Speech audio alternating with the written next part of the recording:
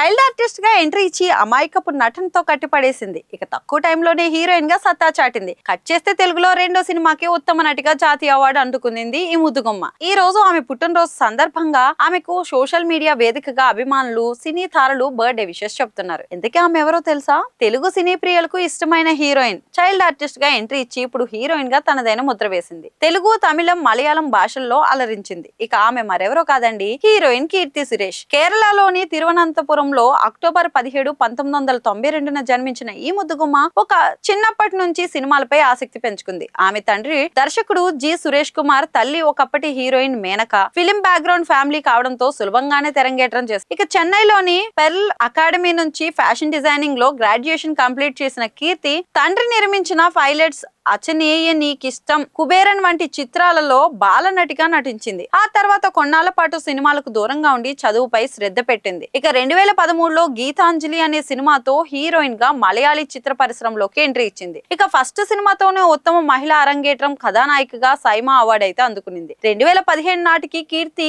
తెలుగు, తమిళం, మలయాళం భాషల్లో పలు చిత్రాల్లో నటించింది. ముఖ్యంగా తెలుగులో మహానటి సినిమాలో సావిత్రి పాత్రలో ఒదిగిపోయింది. ఇక ఈ సినిమాలో తన నటనకు ఉత్తమ నటిగా నేషనల్ అవార్డు కూడా అందుకునింది. మరి ఈ సినిమా తర్వాత ఆమెకు తెలుగులో మరిన్ని ఆఫర్స్ కూడా క్యూ కట్టాయి. 2019 నుంచి 2024 వరకు ఆమె అనేక చిత్రాల్లో నటించి తనదైన ముద్ర వేసింది. ఇక తెలుగుతో పాటు హిందీలో తెరంగేట్రం చేసింది. కానీ హిందీలో ఆమెకు ఊహించినంత స్థాయిలో సక్సెస్ అయితే రాలేదు. 2024 డిసెంబర్లో తన చిరకాల స్నేహితుడు ఆంటోనీ తాటిల్ ను వివాహం చేసుకుని వైవాహిక బంధంలోకి అడుగుపెట్టింది. వీరిద్దరి వివాహం గోవాలో మలయాళీ క్రైస్తవ సాంప్రదాయాల్లో జరిగింది. ఇక ప్రెజెంట్ కీర్తి సురేష్ విజయ్ దేవరకొండ సరసన రౌడీ జనార్దన్ సినిమాలో నటిస్తోంది.